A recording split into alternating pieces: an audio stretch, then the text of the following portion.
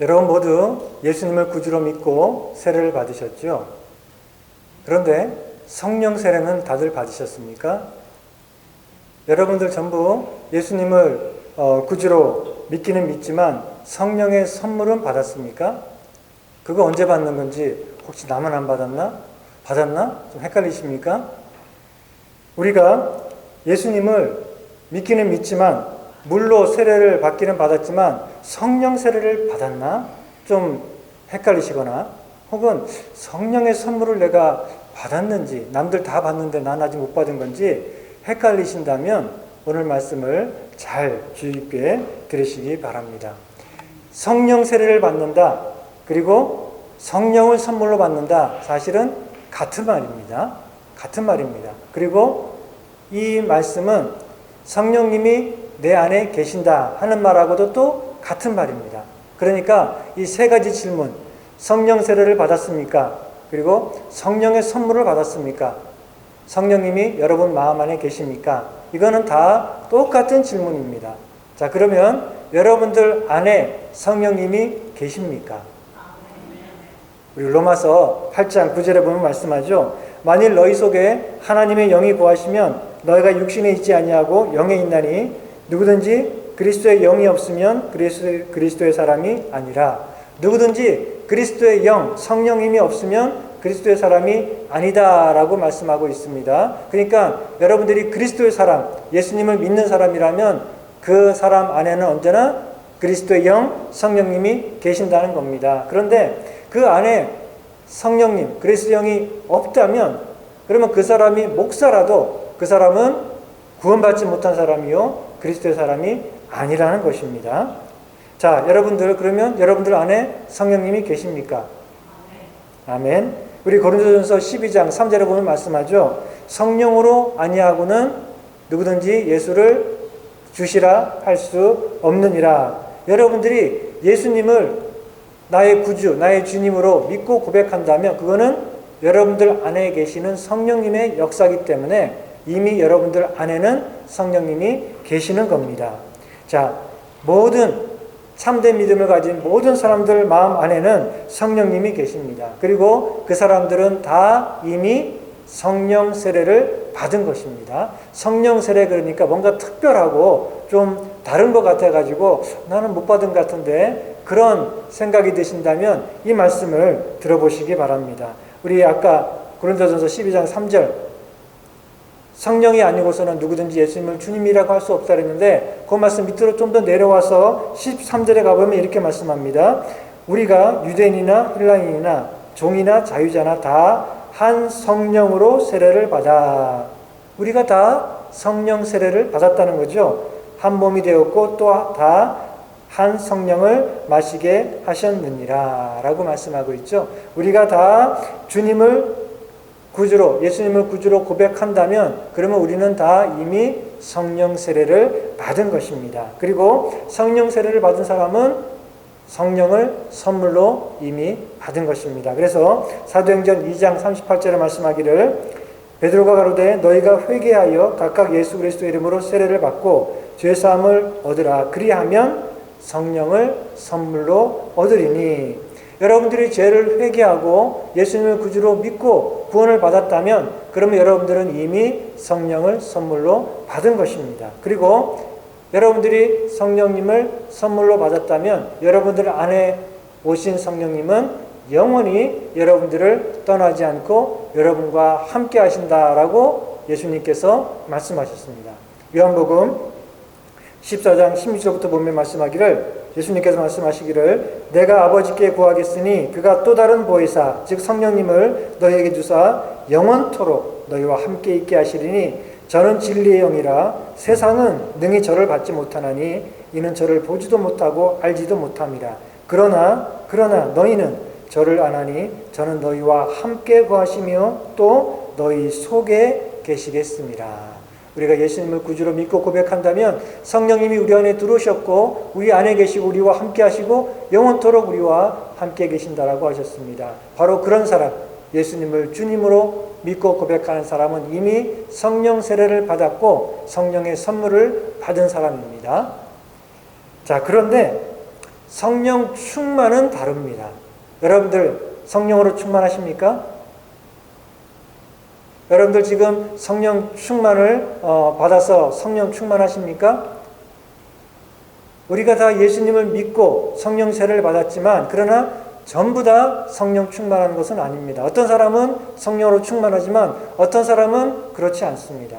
또 어떤 사람은 성령으로 충만해도 항상 그렇지는 않습니다. 어떤 때는 성령으로 충만한데 또 다른 때는 그렇지 않습니다.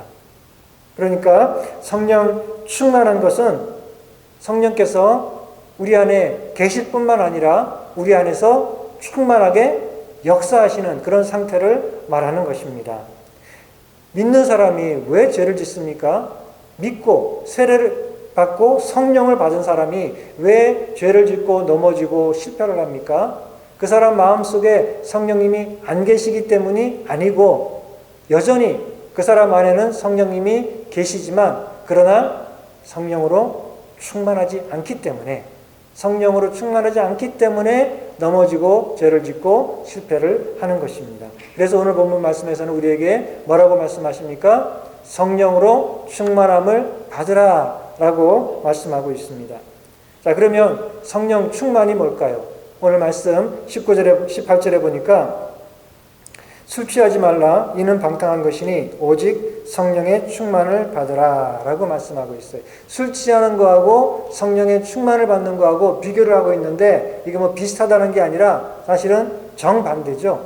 술 취하는 거 그거는 어떻게 됩니까? 술 취하면은 방탕하게 되죠. 방금 말씀하신 대로 술 취하지 말라 이는 방탕한 것이니 술 취하면은 방탕하게 됩니다. 그러나 성령으로 충만하게 되면은 절제하게 되고 거룩하게 됩니다. 성령 충만한 것과 술 취한 상태하고 비슷하게 혼동하는 사람들이 있고 주로 이단들이 그렇습니다. 술 취한 상태를 마치 성령 충만한 것의 표시인 것처럼 그렇게 말하는 사람들이 있죠. 성령 충만하면 몸을 가누지 못해가지고 막 비틀거리고 그리고 막 뒤로 넘어가고 건드리기만 해도 앞으로 꼬꾸라지고 떼굴떼굴 구르고 그리고 막 소리 지르고 또 자기 자신을 주체하지 못해가지고 막 사방으로 몸을 흔들고 이런 거는 늦은 밤에 저기 술집 골목에 가보면 그런 사람들 많이 있습니다. 이거는 성령 충만한 표시가 아니에요. 성령으로 충만한 사람은 어떻습니까? 자기 자신이 누군지 내가 여기 어딘지 몰라가지고 막 그렇게 황홀금에 빠져가지고 헤매는 게 아니라 성령 충만한 사람은 내가 누군지 분명히 압니다. 참된 자기를 발견하게 됩니다. 성령 충만한 것을 이렇게 술 취한 것과 비슷하게 생각해서는 안 됩니다. 특히나 우상 종교에서 그런 일들을 많이 합니다. 우상 종교에서는 환각제나 마약을 자기들의 예배 시간에 사용하기도 합니다. 특히나 이 원주민들 또 인디안들은 그들의 고유한 그 제의에 가보면 자기들이 그 선인장 잎에서 추출한 그런 마약 성분을 사용해서 예배 시간에 그런 것들을 가지고 그들이 이 환각 상태 그리고 또 이런 황홀궁에 빠지게 되면 마치 그것이 영적인 체험인 것처럼 뭐 마약하는 사람은 다 영적인 사람입니까? 그렇지 않죠. 그런데 그런 마약에 취한 것을 가지고 마치 영적인 체험을 한 것처럼 그렇게 자기들의 종교적인 그런 제의를 하게 됩니다. 성령 충만한 것은 결코 그렇지 않습니다. 성령 충만하면 그냥 황홀금에 빠지고 내가 누군지도 모르고 자기 몸을 주체하지도 못하는 게 아니고 성령 충만하게 되면 죄에 취한 잠에서 깨어나게 됩니다. 그리고 내가 누군지 하나님 앞에서 내가 어떤 존재인지를 분명하게 알게 됩니다. 쉽게 말해서 술에 취하면 사람이 어떻게 되죠? 좀 나쁜 말이지만 술에 취하면 사람이 개같이 되죠. 성령 충만하면 사람이 더욱 거룩한 하나님의 자녀답게 됩니다. 정반대죠. 그러니 술 취한 것의 그런 이상한 그런 것들을 성령 충만하고 헷갈려서는 절대 안 됩니다. 성령 충만한 것과 술 취한 것이 비슷한 점이 하나 있기는 있어요. 딱 하나 있습니다. 뭐가 비슷한가 하면은 술에 취하면 그 사람의 몸과 마음과 입술이 술에게 지배를 받죠. 술의 영향을 받고 술의 지배를 받아서 몸을 가누지 못하고 또 마음도 약해져 가지고 어떤 사람은 질질 짜기도 하고 그리고 감정적으로 흥분도 하고 입술은 또 통제가 안 돼 가지고 그냥 험한 말도 하고 평소와 다르게 막 말도 많아지고 그러죠. 술 취하면은 자기의 몸과 마음과 입술이 술에 알코올에 영향을 받고 지배를 받게 됩니다. 마찬가지로 성령으로 충만하게 되면 우리들의 몸과 마음과 입술이 성령의 영향을 받고 성령의 지배를 받습니다. 그래서 우리는 우리 뜻이 아니라 우리 뜻대로 움직이는 것이 아니라 성령의 뜻대로 움직이고 성령의 생각을 따라 행하게 됩니다. 우리의 몸은 성령 충만하게 되면 우리의 몸은 더 단정하고 더 정결해지고 우리의 마음에는 기쁨과 평안이 넘치게 되고 우리 입술에는 감사가 넘치게 됩니다. 그것이 성령 충만한 그런 삶의 모습입니다. 성령 충만하는 것은 그래서 한마디로 말하면 성령의 지배를 받는 것입니다. 여러분들 성령 충만한 게 뭔지 확실하게 잘 느껴지지 않는다면 이 말씀을 항상 기억하십시오. 성령 충만은 뭐라고요? 성령의 지배를 받는 것이다. 성령 충만, 성령 지배. 성령 충만하다고 해서 내가 막 환하게 웃고 막 마음이 뜨겁고 막 그래야 되는 게 아니라 성령 충만의 가장 큰 증거는 무엇입니까? 성령의 지배를 받는 삶. 내 몸과 마음과 입술이 내 영혼이 성령의 지배를 받고 성령의 뜻을 따라 행하는 그것이 바로 성령 충만한 그런 삶입니다. 우리 갈라디아서 5장 22절부터 보면은 성령 충만한 사람의 삶에 나타나는 성령의 9가지 열매가 나타나죠. 우리가 다 보진 않겠지만 거기 보면 성령 충만한 사람은 어떤 모습인가 성령의 열매가 나오는데 그런데 이런 열매를 맺기 위해서 성령의 9가지 열매, 즉 성령으로 충만하기 위해서 어떻게 해야 되느냐 그 전에 앞부분에 말씀이 나오고 있는데 16절부터 보면 갈라디아서 5장 22절 성령의 9가지 열매가 나오기 전에 그 16절부터 보면 이렇게 말씀합니다. 내가 이르노니 너희는 성령을 조차 행하라. 육체의 소욕은 성령을 거스리고 성령의 소욕은 육체를 거스리나니 라고 말씀하고 있습니다. 자, 육체의 소욕, 소욕이란 말 우리가 잘 안 쓰는 말인데 쉽게 말하면 욕심입니다. 또는 원하는 것. 육신이 원하는 거하고 성령께서 원하는 것은 서로 정반대입니다.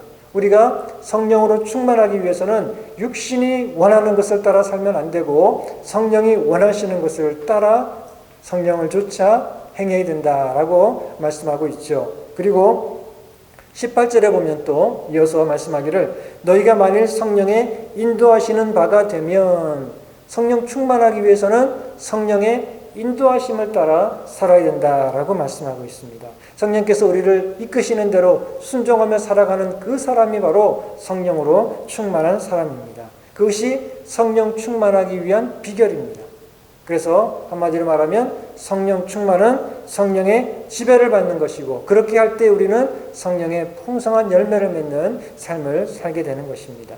오늘 본문에서는 성령의 9가지 열매를 다 말하고 있지 않지만 그러나 성령의 충만함을 받게 될 때 어떤 모습이 되는지를 말씀하고 있습니다. 본문 18절부터 우리 읽었던 21절까지는 이 문법적으로 보면은 하나로 연결되어 있는 한 문장입니다. 그래서 18절에 성령의 충만을 받으라 라고 하고 그 다음에 쭉 나온 말씀들은 다 성령의 충만을 받은 모습이 어떤 모습인지를 설명해주는 그런 분사구로 되어 있습니다. 우선 성령의 충만을 받게 되면 어떻게 되냐면은 하나님을 향한 찬양과 예배의 열심과 진심을 다하게 됩니다. 그래서 19절에 보니까 시와 찬미와 신령한 노래들로 서로 화답하며 너희의 마음으로 주께 노래하며 찬송하며 성령으로 충만하게 되면 하나님을 향한 찬양과 예배가 그 예배에 열심이게 되고 그 예배를 사모하게 되는 것이죠. 혹시나 예배하는 것이 좀 귀찮거나 좀 부담되거나 그런다면은 문제가 있는 거죠. 성령으로 충만하지 않은 겁니다. 성령 충만한 사람은 예배를 사모합니다. 하나님을 향한 찬양이 그 마음속에 입술에 넘치게 됩니다. 여러분, 세상의 종교들, 우상 종교들은 다 짝사랑입니다. 사람들이 그 우상을 열심히 일방적으로 사랑하는데 사랑을 받지는 못해요. 그들은 열심히 우상 앞에 가서 음식을 차려서 절을 하고 돈을 바치고 열심으로 빌지만 아무런 대답이 없죠. 그들의 그 열심과 또 뭡니까 헌신과 봉사와 예배는 다 일방적이고 절대 응답되지 않는 짝사랑에 불과합니다. 왜냐하면 우상은 응답할 수 있는 생명이 없고 능력이 없고 존재하지 않는 죽어있는 우상이 어떻게 응답하겠습니까? 기독교는 정반대입니다. 기독교는 정반대인데 짝사랑은 짝사랑인데 우리의 짝사랑이 아니라 하나님의 짝사랑입니다. 우리같이 악하고 어리석은 죄인들을 향해 하나님께서 일방적으로 우리를 사랑하시고 일방적으로 우리를 불러주시는 그런 짝사랑이 바로 기독교의 복음인 것입니다. 하나님께서 우리가 죄인 되었을 때에 우리를 일방적으로 사랑하셨고 그래서 독생자 예수님을 보내주셨고 그리고 하나님의 영 성령을 우리에게 보내주셨습니다. 우리가 구원받고 그리고 성령을 받았다면 그러면 우리는 그 놀라운 하나님의 일방적인 구원의 은혜와 사랑에 대해서 기쁨과 감사가 넘치고 늘 하나님을 찬양하는 그런 찬양과 예배로 우리의 마음이 충만하게 되는 것이죠. 그리고 성령 충만하게 되면 우리 입술에는 늘 감사가 넘치게 됩니다. 그래서 20절에 보니까 성령 충만한 사람은 범사에 우리 주 예수 그리스도의 이름으로 항상 아버지께 감사하노니. 늘 우리는 성령 충만하게 되면 불평, 불만이 사라지고 하나님께 늘 감사를 하게 됩니다. 일이 잘 안 되고 나쁜 일이 생겨도 하나님께 감사하게 됩니다. 성령 충만한 사람은 그렇게 할 수 있습니다. 어떻게 그렇게 할 수 있을까요? 일이 잘 안 되는데 나쁜 일이 닥쳤는데 어떻게 우리가 하나님께 감사를 할 수 있을까요? 그것은 방금 20절에 뭐라고 했습니까? 범사에 우리 주 예수 그리스도의 이름으로 아버지 하나님께 감사하노니. 우리가 하나님께 감사하는 것은 범사에 우리 주 예수 그리스도의 이름으로 감사하는 것입니다. 예수님의 이름으로 감사한다. 이게 무슨 말인가 하면 예수님의 이름으로, 이 말은 예수님 때문에 감사하는 것입니다. 예수님을 생각하면 하나님의 은혜와 사랑이 얼마나 크고 놀라운지를 우리가 새삼 다시 한번 확인할 수 있기 때문에 우리의 상황과 처지가 어떻든지 간에 우리는 하나님께 감사와 찬양을 할 수 있게 된다는 것입니다. 눈에 보이는 우리의 환경이 잘 되기 때문에 감사하는 것이 아니라 범사에 예수 그리스도의 이름으로 하나님께 감사합니다. 예수님 때문에. 그 예수님만 생각하면 하나님은 변함없이 나를 사랑하시고 또 나를 돌보시는 그런 은혜로우신 분이지 하는 것을 깨닫게 되면 당장 내 눈앞에는 어려움이 있고 또 생활이 힘들고 고통스럽다 할지라도 하나님의 사랑을 믿고 붙들기 때문에 기뻐하며 감사할 수 있는 거죠. 그래서 로마서 8장 32절에 말씀하기를 자기 아들을 아끼지 아니하시고 우리 모든 사람을 위해 내어주시니가 어찌 그 아들과 함께 모든 것을 우리에게 은사로 즉 선물로 주시지 않겠느냐라고 말씀하시죠. 하나님이 그런 분인지 어떻게 압니까? 하나님이 내 기도를 들으시고 나를 사랑하시고 나에게 가장 좋은 것을 주시고 모든 것이 합력하여 선을 이루게 하신다. 그런 좋으신 분이다. 어떻게 압니까? 예수님의 십자가를 바라보면 그 사랑이 나타나 있습니다. 자기 아들을 아끼지 아니하시고 우리를 위해 내어주신 그런 하나님인데 그런 하나님이 어떻게 우리에게 어떤 게 아까워서 안 주시거나 우리가 고통받고 있는데 모른 채 하시거나 우리를 무시하시겠습니까? 예, 우리가 예수님의 십자가를 바라보면 그 하나님의 무한한 사랑을 날마다 다시 한번 확인하기 때문에 우리는 어떤 처지에서든지 그 하나님을 믿고 감사할 수 있다는 것이죠. 그래서 여러분들 하나님께 감사할 때에 그냥 마음은 안 느끼는데 그냥 억지로 감사해야 된다니까 감사하지 마시고 언제나 마음속에 기쁨으로 감사하시기 바랍니다. 그러기 위해서는 어떻게 해요? 우리 주 예수 그리스도의 이름으로 감사하십시오. 즉 예수님 때문에 감사하십시오. 그 예수님에 대한 믿음 때문에 하나님의 사랑을 내가 확신할 수 있기 때문에 늘 감사하시는 그런 성령 충만한 여러분들 되시기 바랍니다. 그리고 성령 충만한 사람은 서로 복종한다 그랬습니다. 우리 21절에 보니까 그리스도를 경외함으로 피차 복종하라라고 했습니다. 어떤 사람이 믿음이 참 좋고 성령 충만한 사람인데 그런데 거만하고 그리고 다른 사람들을 무시하고 무례하고 그리고 자기를 내세운다. 그런 경우가 가끔 있어요. 믿음이 좋은 것 같은데 성령 충만한 사람이라고 하는데 그런데 교만하고 자기를 내세우는 그런 사람이 있는데 그런 경우는 성령 충만한 게 아닙니다. 그럼 뭐죠? 자기 충만한 겁니다. 성령으로 충만해야 되는데 자기 자신으로 충만해가지고 자기 자신에 대한 사랑과 교만과 욕심과 고집으로 충만해가지고 다른 사람들 무시하고 마치 자기가 더 믿음이 좋고 아주 신앙 좋고 거룩한 것처럼 하지만 그 사람의 그런 모습 보면 아직 성령 충만하려면 멀었구나 하고 볼 수 있습니다. 성령 충만한 사람은 뭐라고요? 피차 복종하는 것입니다. 왜냐하면 성령은 예수 그리스도의 영이고 예수 그리스도는 어떤 분입니까? 겸손하신 분이죠. 하나님의 아들이지만 하늘 보좌 버리고 이 땅에 오셔서 자기 자신을 낮추시고 죽기까지 복종하심으로 우리를 섬기신 분이죠. 그런 예수님의 영, 성령을 갖고 그 성령으로 충만한 사람이라면 예수님처럼 온유하고 겸손하고 또 섬기는 그런 삶을 살 수밖에 없겠죠. 그러니 성령으로 충만하면 예수 그리스도의 영으로 충만하면 그런 겸손하신 온유하신 예수님을 닮게 되고 그래서 서로 복종하는 삶을 살게 됩니다. 우리가 서로 복종한다고 해서 내가 꿀리거나 부족하거나 못나서 그러는 거 아니죠. 여러분 다 잘난 사람들이죠. 그렇죠? 예. 우리 다 잘난 사람들입니다. 어디 가서 못났기 때문에 머리 숙이고 그런 사람들 아니죠. 그런데 왜 서로 복종합니까? 우리가 어디 가서 부족한 거 없는데 다 잘난 사람들인데 왜 서로 복종합니까? 그것은 우리가 먼저 우리 예수님에게 복종하는 그런 사람들이기 때문에 그렇습니다. 그래서 21절에는 그리스도를 경외함으로 피차 복종하라.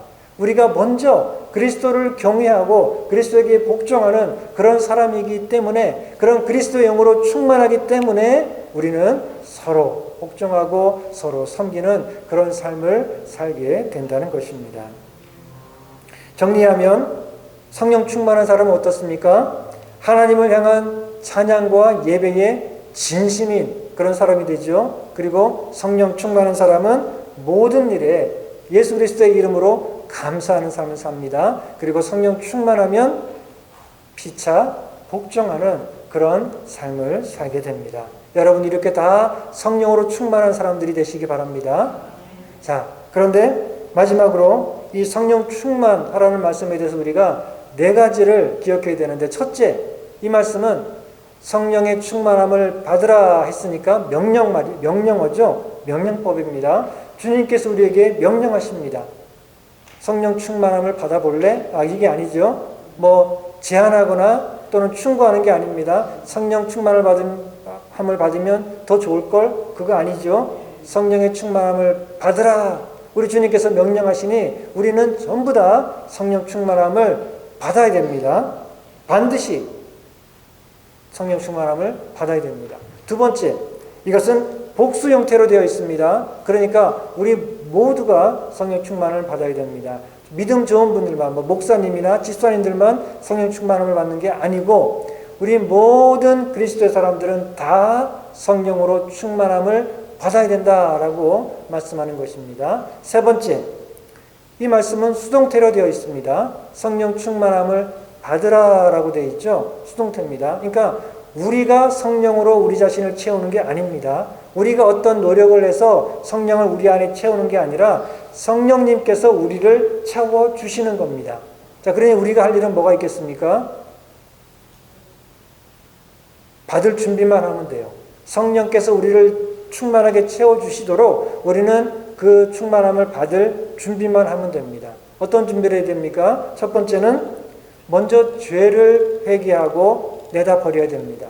성령은 어떤 분입니까? 성령, 거룩하신 영이죠. 성령님은 거룩하신 분이기 때문에, 거룩한 하나님의 영이시기 때문에 죄가 있는 곳에는 함께 거할 수가 없겠죠. 거룩하신 영이니까. 그래서 우리 마음속에 죄로 충만하다면 성령 충만함을 받을 수가 없습니다. 그러니 우리는 죄를 회개하고 죄를 내버려야 됩니다. 그래야지 거룩하신 성령으로 충만할 수 있습니다. 두 번째는 자기 충만을 버려야 됩니다. 그렇죠? 이미 내가 내 자신으로 충만해 있으면 어떻게 성령님이 나를 채울 수 있겠습니까? 내가 내 자신의 고집과 또 욕심으로 내 판단과 모든 것들로 내 자신이 꽉 차 있으면, 자기 충만하면, 그러면 성령께서 나를 채우실 수가 없죠. 그러니까 우리는 우리 자신을 비워야 됩니다. 내 안에 있는 모든 고집과 욕심을 다 내려놓고 성령께서 성령의 뜻으로 나를 채우시도록 우리가 성령께 기도해야 된다는 것이죠. 세 번째, 성령 충만함을 받기 위해서 우리가 어떤 준비를 해야 됩니까? 말씀에 순종해야 됩니다. 성령께서는 우리가 우리 마음을 비운다고 해서 다 되는 게 아닙니다. 우리가 명상을 하듯이 우리 마음속에 있는 생각들을 다 비우고 텅 빈 상태로 있으면 뭔가 해탈을 하고, 이건 불교에서 하는 일이지, 우리는 성령 충만을 받기 위해서는 마음을 무조건 비우는 것만이 아니라 마음을 채워야 됩니다. 뭘로요? 말씀으로. 하나님의 말씀으로 우리 자신을 채워야지 성령님께서는 말씀을 통해서 역사하시는 분입니다.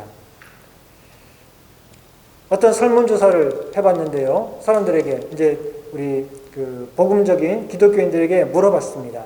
성령으로 충만하면, 그러면 성령님께서 우리를 인도하시고 우리를 가르치시고 또 우리와 함께 하시는데, 성령으로 충만할 때 성령님께서 우리에게 성경 말씀과 반대되는 어떤 특별한 일을 하라고 하실 수도 있을까 하고 물어봤어요. 그랬더니 18%, 거의 5분의 1이나 되는 크리스찬들이 예스라고 대답을 했어요. 말이 안 되는 일이죠. 성경 말씀을 모르면 이렇게 성령 충만이 뭔지도 모르는 것입니다. 어떻게 하나님의 영이 하나님의 말씀과 반대되는 일을 우리에게 하라고 하실 수 있을까요? 이거는 성령님을 모르기 때문에 그래요.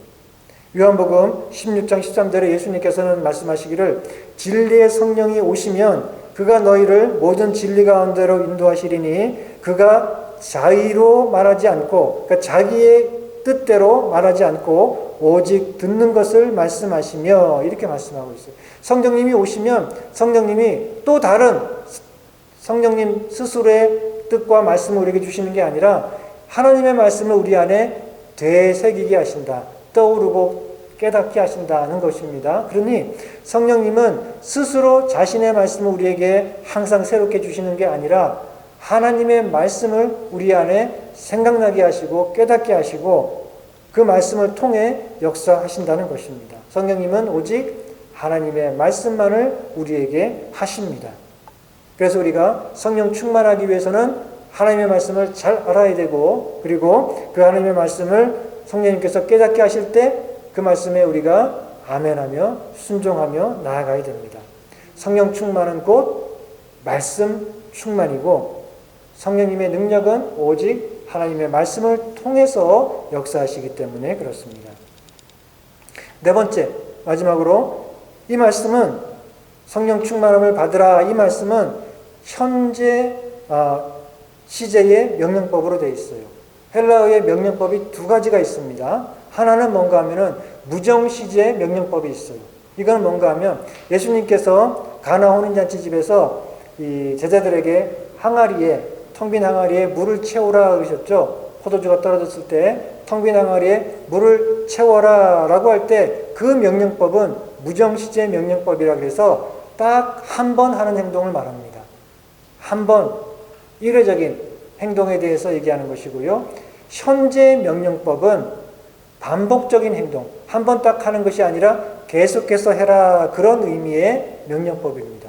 오늘 본문에 성령의 충만함을 받으라 라고 할 때 이 명령은 문법적으로 보면은 현재 명령법입니다. 그러니까 이 말씀은 계속해서 성령의 충만함을 받으라 그런 말입니다. 한 번 받았다고 끝이 아니라, 한 번 받은 걸로 끝이 아니라 계속해서 성령의 충만함을 받아라, 이런 명령인 것입니다. 우리가 지금 성령 충만하다고 해서 방심해서는 안 됩니다. 내가 지금 성령 충만하니까 이제 다 된 것처럼 그렇게 방심해서는 안 됩니다. 계속해서 성령 충만함을 유지해야 됩니다. 데살로니가전서 5장 16절에 보면은 이 성령 충만한 상태가 어떤지를 말씀하고 있는데, 자, 성령 충만한 사람은 어떻습니까? 데살로니가전서 5장 16절부터 보면은 항상 기뻐하라, 쉬지 말고 기도하라, 범사에 감사하라. 이는 예수 그리스도 안에서 너희를 향하신 하나님의 뜻이니라. 성령 충만한 사람은 이렇게 항상 기뻐하고 범사에 예수 그리스도의 이름으로 늘 감사하고, 그리고 또 쉬지 않고 기도하는 그런 삶을 살게 되죠. 자, 이것이 성령 충만한 그런 사람의 모습인데, 그 다음 절에 이렇게 말씀하고 있어요. 19절이죠. 성령을 소멸치 말며, 성령을 소멸하지 마라. 소멸이라는 것은 불을 끈다는 얘기죠. 성령의 불을 끄지 마라. 다시 말하면 성령 충만함을 잃어버리지 마라, 그런 말입니다. 우리가 항상 기뻐하고 쉬지 않고 기도하고 범사에 감사하는 성령으로 충만한 삶을 살고 있는데, 그렇게 살아야 되는데 계속해서 그렇게 살아야지 방심해가지고 죄와 나탐에 빠져가지고 이 성령 충만함을 잃어버리지 마라, 성령을 소멸하지 말라, 그런 말씀이죠. 그러니까 성령 충만함은 어느 순간에 잃어버릴 수도 있는 것입니다. 성령을 소멸한다 해서 성령이 없어지는 건 아닙니다. 우리 마음을 떠나시는 건 아니에요. 그러나 우리가 성령 충만함을 잃어버리고 죄에 빠지고 또 나태해지면은 다시금 내 자신의 고집과 욕심이 살아나서 성령의 뜻을 따라 살지 않고 내 육신에 원하는 것을 따라 살게 되죠. 그러지 말라는 것입니다. 항상 기뻐하고 쉬지 않고 기도하고 범사에 감사하는 성령 충만한 삶을 살고 성령을 소멸하지 말아라, 성령의 충만함을 잃어버리지 말라라고 권면하고 있습니다. 여러분들이 지금 성령 충만하다면 계속해서 성령으로 충만한 삶을 사시기 바랍니다. 그런데 여러분들 지금 성령 충만한 것 같지 않으면, 혹은 성령 충만함을 잃어버렸다라고 생각이 드시면 실망하실 필요는 없습니다. 다시 성령 충만함을 받으면 됩니다.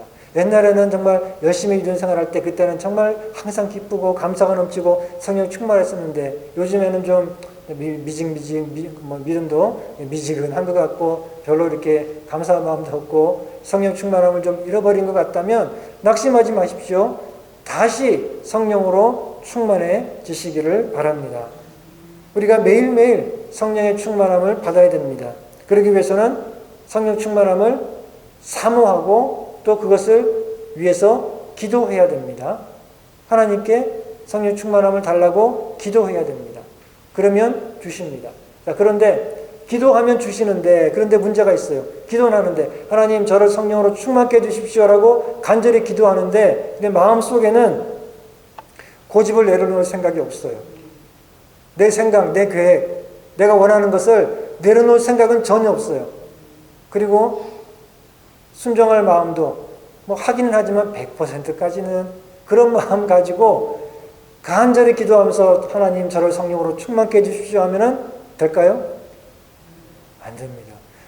하나님께서는 구하는 자에게 성령을 주신다라고 약속하셨습니다. 그런데 구하기는 구하는데 내 마음속에 순종할 마음이 없어요. 내 마음속에 내 고집을 내려놓을 생각이 전혀 없어요. 그러면 기도해도 성령 충만이 안 되는 거겠죠.